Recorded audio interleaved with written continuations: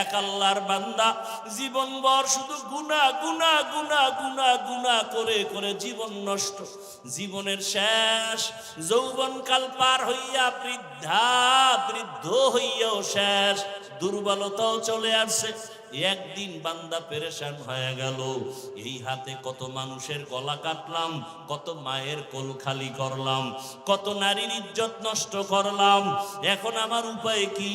আমার সন্তান আছে, স্ত্রী আছে, আমি যদি এই বদনাম নিয়ে কবরে যাই, মানুষ আমারে ধিক্কার দিবে আর আমার সন্তানের খারাপ বলবে। এই বদনাম থেকে কিভাবে বাঁচার উপায় আছে? বান্দা চিন্তায় পড়ে গেল।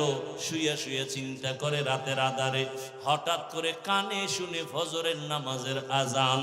উঠিয়া মসজিদের ইমাম সাহেবের সাথে গিয়া পরামর্শ করে, হুজুর একটু পরামর্শ দেন, আমি জীবনে তো গুনাহ কম করি নাই, মনে চাইছে নামাজ পড়বো না পড়ি নাই, মনে চাইছে দাড়ি রাখবো না রাখি নাই, মনে চাইছে বেপরদায় চলবো চলেছি, মনে চাইছে মদ পান করবো করেছি, মনে যখন বলছে জুয়া খেলবো খেলেছি, মনে চাইছে মানুষ হত্যা করবো করেছি, মনে চাইছে জুলুম করব করেছি, মনে যখনই চাইতো কারো উপরে আক্রমণ করব করেছি।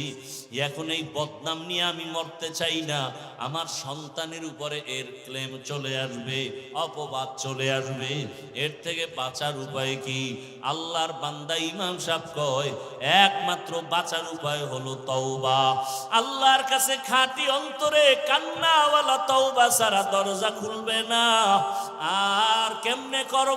বলে আপনি বাসায় যাইয়া রাতের বেলা না ঘুমাইয়া গভীর রাতে শেষ রাতে উঠিয়া ওযু বানায়া যায় নামাজে আল্লাহর কাছে কাঁদবেন আর আল্লাহর কাছে মাপ চাইবেন আর বলবেন, আল্লাহুম্মা আরহামনি বিতরকিল মাআসি ইয়া রাব্বি গফিরলি, ও আল্লাহ তুমি আমারে মাফ করে দাও।